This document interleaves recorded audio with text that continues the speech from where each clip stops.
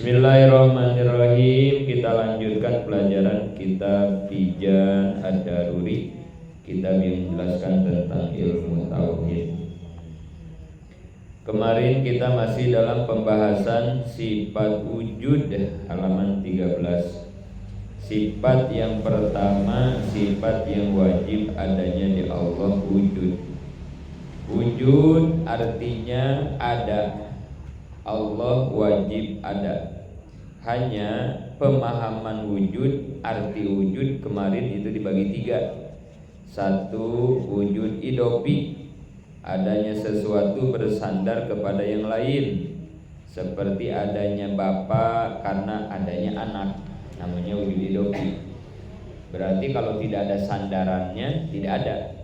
Nggak mungkin dia dibilang bapak kalau dia tidak punya anak. Nah itu wujudnya makhluk itu ya, wujud idopi itu wujudnya makhluk, bukan wujud Allah. Allah tidak seperti itu. 2, wujud aridi, adanya sesuatu didahului oleh tidak ada, seperti adanya alam atau kita ini semua ya, kita disebutnya aridi. Ada ma ada, tapi dulunya kita tidak ada. Jadi adanya didahului oleh tidak ada, itu disebutnya aridi gitu ya. Ini juga bukan Allah wujudnya, wujud makhluk. Yang ketiga, wujud hakiki. Nah ini wujudnya Allah ya, yang disebut wujud sifat wujud Allah itu yang ini. Yang bagaimana wujud di Allah, yaitu yang bukan idopi dan bukan aridi. Berarti Allah mah adanya tidak bersandar kepada yang lain, adanya juga tidak didahului oleh tidak ada gitu. Namanya hakiki. Maka salah pendapat orang-orang kafir yang menyebutkan bahwa adanya Allah karena adanya alam. Alam mau ada mau tidak ada, Allah mah tetap ada gitu ya. Jadi pemahaman ini orang-orang pulasipah ya, orang-orang pulasipah yang punya anggapan bahwa adanya Allah itu karena adanya alam. Jadi Allah, atau orang mujassimah juga ya, yang menganggap Allah itu bersemayam di dalam tubuh manusia misalnya gitu. Tahu orang pulasipah yang menganggap bahwa alam ini menjadi bukan hanya dalil, tapi dengan adanya alam Allah pun menjadi ada gitu ya. Jadi salah pemahaman i'tikad orang-orang yang semacam tadi, kelompok-kelompok yang semacam tadi. Nah, kemudian kemarin juga sudah dibahas, tidak cukup kita meyakini Allah ada, tapi juga kita harus meyakini selain Allah tidak ada gitu ya, termasuk kita. Jadi secara hakikat mah kita juga nggak ada sebetulnya gitu. Secara hakikat sebenarnya kita ini tidak ada. Jadi tidak boleh mengaku-ngaku ada, karena yang ada mutlak mah itu hanya Allah. Kita mah adanya sebutannya saja. Kemarin sudah kita bahas dari mulai ana, anta sama huwa. La ilaha illa ana, la ilaha illa anta, la ilaha illa huwa. Jadi jangan ngaku-ngaku ada saya, ada kamu, ada dia. Enggak ada. Yang ada saya, aku, kamu dan dia mah hanya Allah itu ya. Tidak boleh kita ngaku-ngaku itu. La haula wala quwata illa billah. Karena pada hakikatnya keberadaan kita mah diadakan oleh Allah, bukan ada mutlak kita mah ya enggak. Yang ada mutlak mah hanya Allah. Enggak boleh ada pemikiran kalau bukan karena saya, misalnya begitu ya. Kalau dulu saya enggak dibantu kamu, misalnya begitu ya. Dia doang yang baik sama saya. Nah, enggak boleh ada pemahaman begitu ya. Karena mau bagaimana kita bisa bantu orang, mau bagaimana orang bisa bantu kita kalau Allah tidak membantu kita. La haula wala quwata illa billah. Secara omongan mah sah-sah saja, tapi jangan sampai tembus ke dalam hati bahwa yang membantu dia adalah kita. Kita nggak bisa apa-apa, nggak ada bantuannya juga, nggak ada tenaganya juga, nggak ada ilmunya juga, nggak ada. Karena yang ada mah hanya milik Allah ya. 3, pandangan hukum syara akan adanya wujud di Allah. Satu, semua orang yang sudah akil balik, sudah mukallaf, diwajibkan untuk mengiktikadkan Allah itu ada dan dia didudukan sebagai seorang mukmin. Orang yang meyakini Allah ada, maka dia dianggap mukmin, orang yang beriman, serta diberi pahala. Dan kalau tidak mengiktikadkan, maka dia didudukan sebagai orang kafir.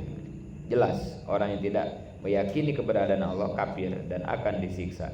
Dua, hukum syara memperkuat ketetapan akal dengan dalil. Ini dalil nakli ini disebutnya ya. Dalil Quran surat Ar-Ra'd ayat 16. Qul man rabbus samawati wal ard qulillah. Katakan Muhammad, siapa pencipta langit dan bumi? Jawab, itu adalah Allah. Ini dalil nakli, dalil Quran yang menyatakan bahwa Allah itu ada. Siapa Allah? Yang menciptakan langit dan bumi dan semua alam. 4. Sesuatu yang wujud dapat ditemukan dengan dua macam. Nah ini nih ya. Setiap barang yang wujud itu kan ada. Setiap yang ada, sebelumnya sudah dibahas ya di kemarin di Muqaddimah dalam Ma'rifat ya. Tidak mungkin kita berani ada kalau kita belum menemukan keberadaannya, kan begitu ya. Bapak istrinya ada enggak? Ada. Anaknya ada enggak? Ada. Kita berani bilang ada karena memang anak kita sudah kita temukan, kan itu ya. Enggak mungkin kita bilang ada kalau sesuatu itu belum ditemukan, kan begitu ya. Nah, maka ketika kita bilang Tuhan ada enggak? Ada. Allah ada enggak? Ada. Berarti kita udah menemukan dong. Harusnya begitu ya. Enggak boleh berani bilang Allah ada kalau kita belum menemukan Allah. Enggak mungkin. Setiap kita berani bilang Allah itu ada, pasti kita sudah menemukan keberadaan Allah, kan begitu ya. Nah, hanya yang harus kita ketahui, ternyata barang wujud itu bisa ditemukannya dengan dua macam. Itu. Cara menemukan barang wujud, barang yang ada itu bisa dengan dua macam. Satu, make panca indera. Jadi sesuatu itu bisa ditemukan dengan panca indera. Yang 5, mata untuk cahaya, telinga untuk suara, hidung untuk wangi-wangian, lidah untuk rasa, peraba untuk menemukan kasar atau halus. Nah, itu namanya panca indera, gitu ya. Kedua, ditemukan oleh akal. Nggak pakai panca indera ini mah ya. Apa itu yang diketemukan oleh akal? Seperti adanya ilmu, gembira, susah, termasuk adanya Allah. Jadi cara menemukan Allah mah nggak bisa pakai panca indera, harus pakai akal. Dengan apa akal menemukan Allah? Nah, nanti di depan ada itu ya. Wadalilu ala zalika wujudu hadhil makhlukot. Allah menemukan, akal menemukan Allah itu dengan adanya ciptaan Allah. Jadi akal kita berpikir nggak mungkin ada sesuatu yang diciptakan kalau tidak ada yang menciptakan, kan begitu ya. Kayak Nabi Ibrahim ya, ketika ngelihat bintang, oh ini Tuhan. Tapi begitu bintang nggak ada, masa Tuhan hilang. Terus ngelihat bulan, oh ini gedean nih, ini kali ini Tuhan bulan. Tapi begitu siang bulan kagak ada, kata Ibrahim, saya nggak suka yang hilang. Kemudian terbit matahari, wah ini nih lebih gede lagi, ini kali Tuhan nih matahari. Tapi begitu malam tiba matahari pun hilang. Masa Tuhan hilang? Ana la yuhibbul apilin, aku tidak menyukai barang yang hilang. Nah dari situ akhirnya kata Nabi Ibrahim, nah ternyata Tuhan itu bukan bintang, bukan bulan, bukan matahari, tapi Tuhan mah yang menciptakan bintang, bulan dan matahari. Itu Nabi Ibrahim di Quran begitu teh, jangan diartikan Nabi Ibrahim teh nggak percaya, bukan ya. Itu mah meningkatkan keimanan seorang nabi dengan cara bertafakur gitu. Maka pentinglah kata para ulama, tafakkur sa'atan khairum min ibadati alfi sana. Tafakur sebentar saja itu lebih baik daripada ibadah puluhan ribuan tahun gitu. Karena dengan tafakur mah bisa meningkatkan kualitas iman gitu. Sering-sering mentafakuri makhluk-makhluk Allah, ciptaan-ciptaan Allah untuk meningkatkan iman kita gitu. Dengan tafakur tersebut juga kita belajar mentiadakan diri, gitu ya. Kita bisa jalan, telinga bisa ngedenger, semua tuh kita renungi, kita tafakuri. Ya Allah, kalau bukan pertolongan Allah, kita tidak akan mampu melakukan semua itu, ya Allah, kan gitu ya. Tapi kalau kita nggak pernah tafakur, merasa teh kita aja yang bisa, gitu ya. Kita aja yang sanggup, kita aja yang kuat, gitu. Tapi kalau sering tafakur, semakin mengingatkan kepada Allah dan merasa diri itu lemah, bahkan nggak ada nantinya, nggak ada. Pangkat-pangkat arifin itu kan orang-orang yang sudah merasa dirinya tidak ada, kan gitu ya. Atau disebut makom pana, itu orang-orang yang sudah hancur dirinya, udah hancur, rusak tanah itu. Karena yang ada hanya Allah yang dirasakan. Kita azan dulu. Kita lanjut.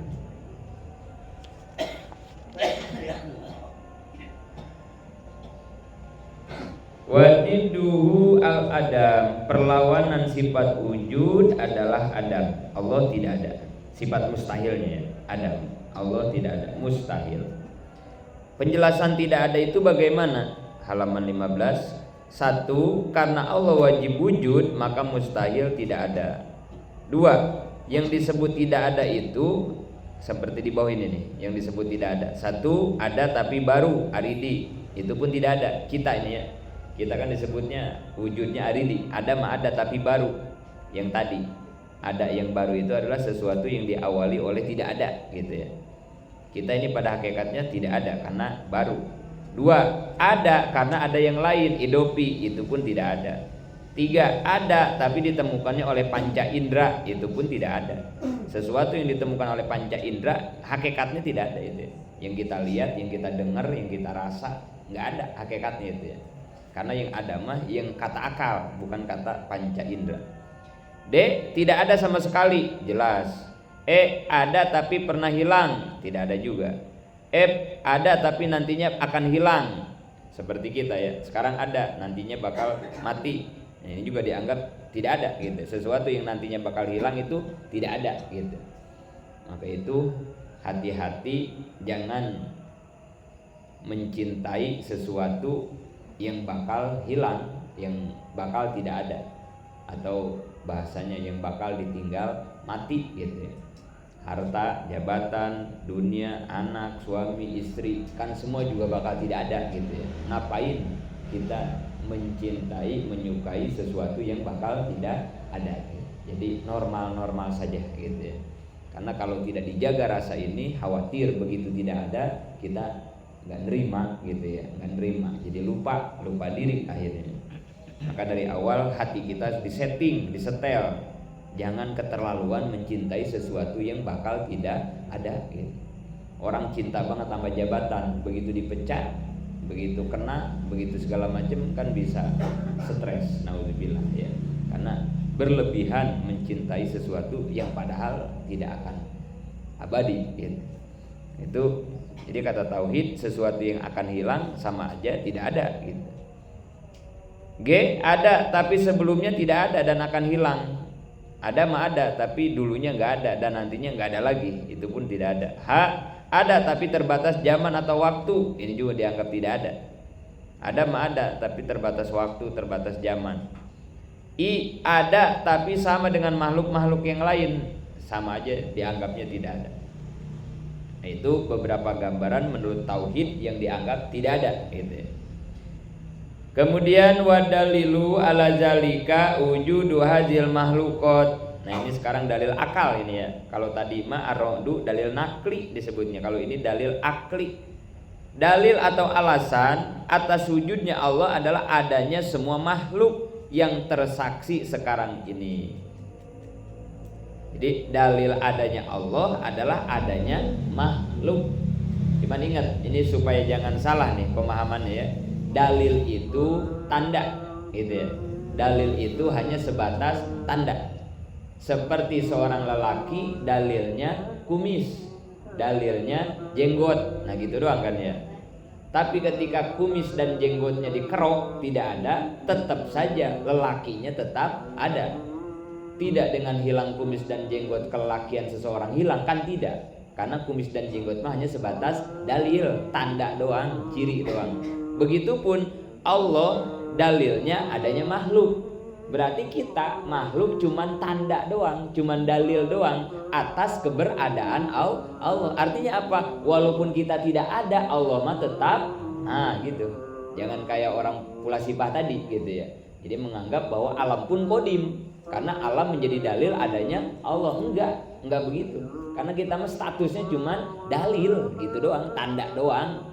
Ya tanda mau ada mau enggak ada, yang ditandainnya enggak ngaruh, tetap ada gitu ya.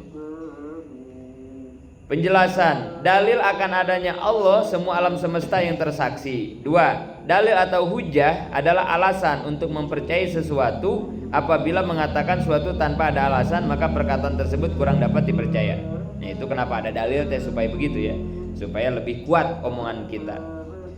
3. Dilihat dari sumber dalil. Dalil itu ada 2. Nah ini, ada dalil akli, yaitu dalil yang bersumber dari akal manusia, disebut akal goriji. Yang kedua dalil nakli, yaitu dalil yang bersumber dari Quran atau hadis gitu ya. Jadi ada dalil akli, ada dalil nakli. Kemudian halaman 16, ahli mantik menyebutkan, ini mah para santri ini biasanya ini urusannya ya, ilmunya ilmu mantek disebutnya, bukan mantek ngebor air, bukan ya. Nama kitab ini namanya, nama ilmu ngomong ya, mantek, ilmu yang ngatur tentang ucapan, yang ngatur tentang cara berbicara, ilmu mantik. Bahwa jalan pemikiran dari adanya makhluk sampai kepada adanya Allah membutuhkan beberapa qodiyah. Qodiyah itu susunan kata hasil pemikiran yang tersusun menjadi kias. Kias itu adalah hasil pikiran yang menjadi logika dan nantinya menimbulkan natijah. Natijah itu adalah kesimpulan dari sebuah pemikiran. Jadi dalil akalnya begini nih kira-kira kalau menurut ulama ahli mantek begitu. Dalil akal bahwa Allah itu ada. 1. Setiap makhluk pasti bergerak atau berubah. Al-alam mutagoyirun begitu kalau kata manteknya mah ya. Al-alam mutagoyirun, alam makhluk itu pasti berubah. Kita ya, nggak ada yang kagak berubah ya. Dari mulai kita lahir sampai detik ini ya. Dari kecil ngegedein, nuain terus gitu ya. Nggak ada ceritanya alam itu yang nggak berubah, nggak ada. Kenapa kita berubah? Karena kita mah dibawa oleh zaman.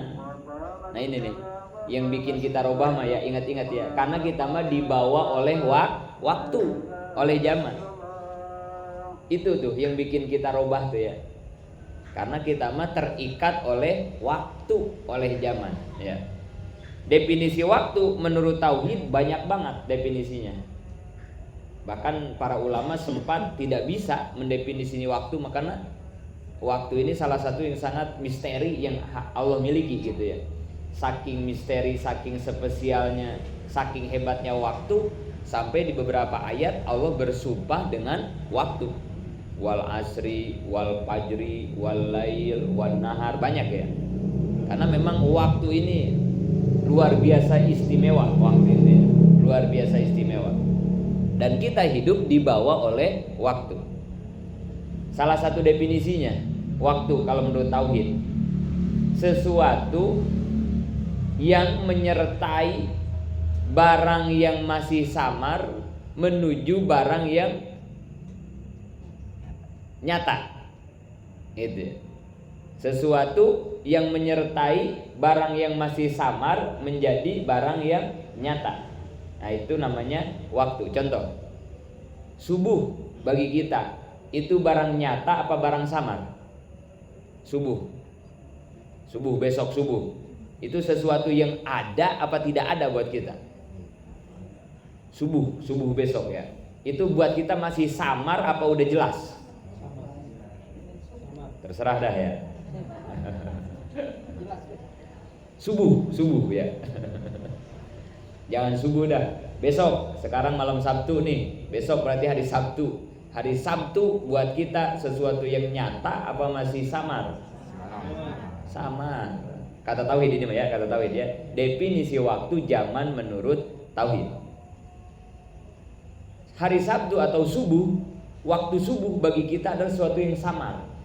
Kenapa kata tauhid disebut samar? La maujuda illallah. Kalimat thayyibah yang kita baca, la ilaha illallah, la maujuda illallah. Di sini begini sekarang kami hasil kerja Allah. Kan pembahasannya dari sifat wujud, la maujuda ya. Kalimat thayyibah la maujuda illallah. Artinya di sini begini sekarang saya. Itu dari sifat wujud, la maujuda teh. Udah kita bahas tadi, wujud itu artinya Allah ada. Selain Allah tidak ada. Tapi ketika Allah mengadakan sesuatu, pasti Allah menyertai 4 hal. Itu ya, dalam kalimat thayyibah la maujuda illallah itu begitu ya. Setiap tidak ada yang ada kecuali Allah. Begitu Allah mengadakan sesuatu, makhluknya berarti ya, mengadakan kita misalnya, maka setiap Allah mengadakan sesuatu, pasti Allah pun menyertai mengadakan 4 hal. Mana yang 4? Di sini begini sekarang saya. 4 tuh. Di sini begini sekarang saya. Apa itu di sini? Di sini itu adalah sesuatu yang menunjukkan kepada tempat. Di sini ya. Jadi kalau Allah mengadakan kita, Allah juga mengadakan tempat buat kita. Pasti ya. Kemana aja kita diadakan sama Allah, pasti Allah ngadain tempatnya juga. Nggak mungkin Allah ngadain kita nggak ngasih tempat, nggak mungkin. Bicara tempat itu ada 2. Kalau kita bicara tempat, ini tauhid ya. Supaya nanti kalau tauhid mah kesononya kaitannya sama urusan hati, niat, keikhlasan gitu. Nanti ke tasawuf nganterinnya gitu ya. Tapi kalau tauhid di sininya nggak dipahami, kita sulit nanti untuk ikhlasnya, untuk ngelempengin niatnya.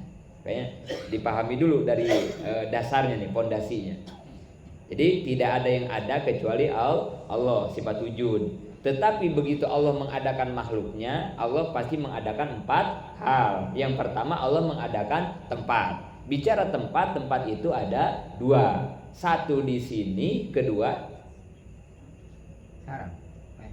tempat. 1 di sini, kedua kan tempat ada 2 ya, secara global. Tempat tuh yang di sini sama yang di sana gitu doang. Enggak, ini mah enggak macam-macam ilmunya, enggak. Cuman ilmu di sini sama di sono doang. Jadi tempatnya 2, di sini dan di sana. Tempat yang ada kata tauhid, yang wujud ya, yang wujud kata tauhid. Tempat yang di sini apa tempat yang di sana? Sini. Yang ada, yang wujud ya. Jadi karena tempat yang ada yang di sini, nggak usah mikirin tempat yang di sana. Nah gitu kata tauhid. Sekarang kita di sininya di mana? Bukan dunia maksudnya. Ini di majlis ya. Jadi kalau lagi di majlis di sini, majlis apa pada Al-Hidayah. Saya ingatnya Hidayatul Taufik mulu. Al-Hidayah. Sekarang ya. Sekarang kan kita lagi di majlis Al-Hidayah. Maka kata tauhid, kalau kita lagi ada di sini di majlis Al-Hidayah, jangan suka mikirin tempat-tempat yang lain, gitu maksudnya. Lagi ngaji kok pikirannya udah di rumah, gitu maksudnya. Itu orang kagak bertauhid begitu tuh. Orang kalau nggak bertauhid pikirannya ngelantur, gitu ya. Padahal kata Allah, ngapain kamu mikirin tempat yang di sana? Kan yang sudah aku berikan yang ada yang wujud, yang di sini. Udah aja fokus sama tempat yang di sini, gitu. Itu tempat. Kedua, begini. Di sini begini. Begini itu apa? Sesuatu yang menunjukkan kepada situasi. Ya, begini ya. Situasi itu ada 2 juga. Situasi begini dan begitu ya, begono. Begini dan begitu. Kita lagi begini apa lagi begitu? Nah, begini. Enggak lagi begitu kan? Kita lagi begini situasinya. Begininya lagi ngapain? Ngaji. Lagi ngaji begininya ya. Kita lagi ngaji di Majlis Ta'lim Al-Hidayah, kita lagi ngaji. Karena kita lagi ngaji, jangan mikirin kita lagi begitu. Lagi berkegiatan yang lain gak usah dipikirin. Udah aja fokus kita lagi ngaji. Di sini begini sekarang. Sekarang itu menunjukkan kepada waktu. Kalau waktu ada berapa? Tempat ada 2, di sini, di sana. Situasi ada 2, begini, begitu. Kalau waktu ada berapa? 3. Sekarang besok, Kemarin. enggak lusa. Kalau lusa besok ya masuknya kemarin. Madi hal istiqbal gitu ya kalau dalam nahwu mah. Kemarin, sekarang, besok, udah itu ya. Nah, itu waktu 3. Tapi waktu juga tadi ya banyak banget definisinya. Kalau kata orang Sunda mah lebih banyak lagi mungkin ya. Ayeuna, isukan, kamari, bageto, baheula, loba jadi nanya. Ini mah yang globalnya.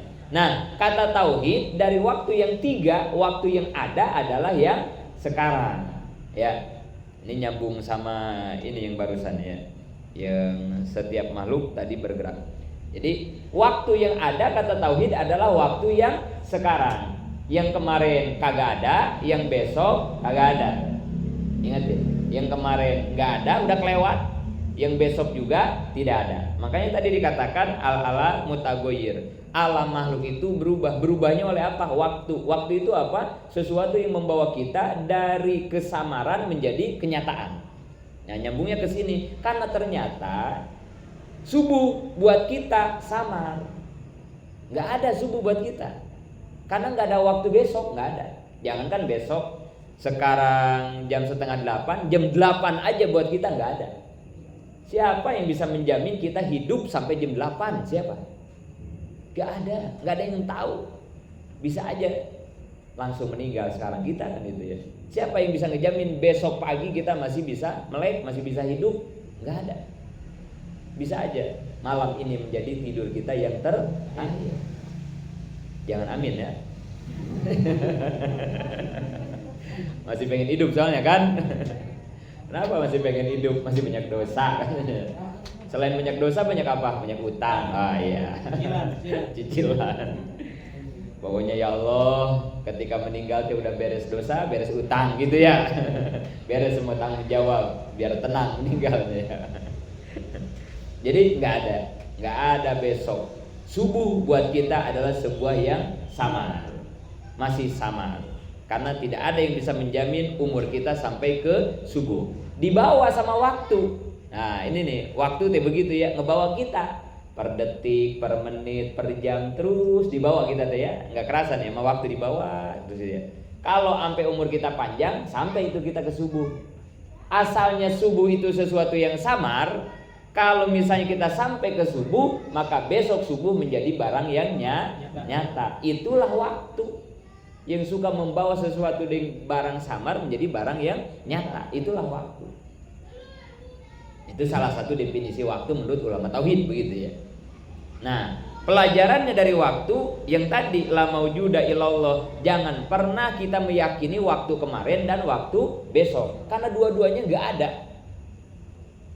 Makanya orang yang bertauhid, orang yang sudah mengamalkan kalimat thayyibah, selalu amalnya fokus pada pekerjaan yang sedang ia laksanakan. Karena kan memaksimalkan saat ini sama dengan kita menyiapkan masa depan yang lebih baik kan begitu ya. Jadi orang kalau ngomong masa depan saya pengen bagus dan segala macam, caranya gimana? Satu doang. Laksanakan, maksimalkan, optimalkan pekerjaan kamu, amal kamu saat ini gitu. Itu sama saja kamu menyiapkan masa depan yang lebih baik gitu. Gak usah mikirin besok gitu ya. Ntar besok gimana ya? Sekarang aja dimaksimalin. Lagi ngaji, maksimalin ngaji. Ntar tidur aja yang nyenyak. Gak usah mikirin ntar besok gimana ya? Nyarap apa ya? Kerjaan ngapain? Besoknya belum ada. Gara-gara mikirin nyarap, jam 3 belum tidur. Nyarap apa besok ya? Akhirnya mah dia ngantuk, sakit lah apalah gitu. Akhirnya besok boro-boro bisa nyarap malah diinfus gara-gara semalaman begadang. Gak usah mikirin besok, maksimalin aja amal yang Allah sediakan saat ini. Karena waktu yang ada yang Allah wujudkan adalah saat ini. Gak ada besok, gak ada kemarin. Udah maksimal aja. Ntar anak saya kawin sama siapa ya? Ntar gedenya gak usah. Sekarang apa nih anak kita? Lagi di pesantrenin aja yang benar. Bekelin yang benar, kontrol tiap bulan, tanya kepada guru-gurunya. Nah itu tugas kita. Udah kita maksimalin lah tugas kita saat ini. Nanti mau udah lulus mau apa terserah Allah. Dah mau dimana juga ya. Terserah. Yang penting saat ini kita maksimalkan tugas amal yang Allah sediakan buat kita. Gak usah nunggu-nunggu besok gitu. Malam Sabtu besok kan masih ada. Sekarang gak usah ngaji dulu lah. Mau ngapain? Kalau nyampe ke malam Sabtu besok, kalau kagak kan gitu ya. Orang kalau udah menjiwai la maujuda illallah, sifat wujudnya Allah, nggak ada hujan, nggak ada badai, nggak ada petir, nggak ada. Ini takut nih menjadi malam Sabtu saya yang terakhir, mau hujan saya harus ngaji, karena ini kesempatan saya amal kan gitu ya. Belum tentu malam Sabtu besok saya masih ada kesempatan. Kalau hidup, kalau mati, kalaupun hidup, kalau sehat, kalau nggak ada kerjaan, wah udah banyak banget halangan kita mah ya. Makanya udah pokoknya hujan doang, nggak ada orang mati karena hujan, udah kayak payung. Orang geno kerja pagi-pagi nyariin kerjaan sampai pakai jas hujan di jalan aja. Saya cuman ke Padayat paling berapa meter berangkat gitu kan ya. Itu orang kalau sudah menjiwai la maujuda illallah, nggak pernah berani-berani menunda-nunda amal, karena dia pahami amal yang ini yang ada, amal yang belum ada gitu. Kayak puasa nih besok, sebentar lagi kita puasa, udah ada apa yang ngejamin kita sampai ketemu lagi Ramadan tahun depan? Gak ada, kelamaan. Yang puasa kemarin bareng sama kita hari ini udah ada berapa orang yang meninggal kan gitu ya. Maka ketika kita mau masuk Ramadan, kalau kita tanamkan di hati, takut ini menjadi Ramadan saya yang terakhir, gak bakal macem-macem kita Ramadannya juga, bakal dimaksimalin ibadah Ramadan kita. Kalau jiwa itu kita tanamkan sebelum kita melakukan ibadah, maka penting menanamkan kalimat thayyibah itu. Ya. Jadi setiap makhluk pasti bergerak atau berubah, al-alam mutagoyirun. Kemudian nomor duanya, yang berubah pasti disebutnya barang baru. Nah kita ini sebutnya barang baru karena kita mah kebawa oleh perubahan gitu ya. Sebutnya barang baru, robah lagi, barang baru mah begitu ya. Yang asalnya kagak ada jadi ada kan gitu ya. Berubah teh begitu kan ya. Dulu nggak ada kan Honda 70, dulu nggak ada PCX. Nah kemudian sekarang ada PCX kan itu ya. Padahal sama-sama Honda tapi dirubah. Itulah disebut barang baru yang selalu ada perubahan gitu ya. Barang baru teh perubahan, modern kan itu ya, perubahan. Jadi setiap yang berubah pasti disebutnya baru. Setiap baru pasti dulunya tidak ada. Logikanya begitu ya. Yang disebut barang baru itu adalah sesuatu yang dulunya tidak ada. Kenapa PCX disebut motor baru? Karena dulu mah nggak ada motor PCX. Kenapa ini disebut jamaah baru? Karena dia dulu nggak ada ngaji. Nah ini baru ngaji, maka disebutnya jamaah baru. Jadi yang disebut barang baru itu adalah sesuatu yang ada diawali oleh tidak ada. Itu barang baru. Setiap barang yang dulunya tidak ada pasti membutuhkan yang lain untuk pencipta. Sesuatu yang dulunya kagak ada terus ada, pasti secara logika membutuhkan sang pencipta, sang pengada. Ini kayak meja nih. Meja teh nggak ada, terus sekarang ada di depan saya. Ini pasti meja ada yang bikin, gitu. Logika kita kan begitu ya. Kalau saya bilang ini meja nggak ada yang bikin, jamaah semua nggak bakal yang terima, nggak bakal yang percaya. Ini meja nggak ada yang bikin, jadi sendiri, mustahil. Pasti ini meja ada yang bikin. Jadi sesuatu yang ada di dalamnya tidak ada pasti membutuhkan sang pengada, kan begitu logikanya. Tidak ada yang dapat menciptakan sesuatu dari tidak ada menjadi ada kecuali Tuhan atau Allah. Artinya nggak ada yang bisa menciptakan sesuatu yang luar biasa ya kecuali Zat yang maha luar biasa. Siapa yang menciptakan langit, bintang, bumi yang semuanya luar biasa, organ tubuh kita yang begitu rumit, miliaran saraf yang ada di kepala kita, siapa yang bikin ini kalau bukan Zat yang maha luar biasa? Maka dari situ kesimpulannya, maka jelas bahwa keberadaan alam menjadi menunjukkan atau menjadi dalil akan adanya Allah, gitu ya. 5, terakhir sifat wujud disebut nafsiyah. Jadi kemarin sudah kita bahas sifat yang wajib di Allah 20, yang 20 dibagi 4, nafsiyah, salabiyah, ma'ani, ma'nawiyah. Nah ini wujud termasuknya sifat nafsiyah, isinya satu, nafsiyah mah wujud doang. Apa itu nafsiyah? Menjadi sifat pada sesuatu tanpa ada lebih. Tidak ada, jadi otomatis lah nafsiyah ya, sifat yang otomatis, nggak ada lebihnya. Allah ada, udah begitu kan, melekat ya. Ketika kita bicara Allah ya pasti dengan adanya kan itu ya, nggak usah ada embel-embel segala macam, pasti Allah mah ada begitu ya. Maksud nafsiyah itu begitu, nafsiyah zatnya, zatiyahnya. Tidak seperti putih pada kapur yang menunjukkan kapur mempunyai kelebihan yaitu putih, beda ya. Putih pada kapur dengan ada di Allah beda. Yakni dan tidak seperti bulat pada bola, itu pun sifat yang kelebihan itu ya dari bola. Bola bulat itu ya.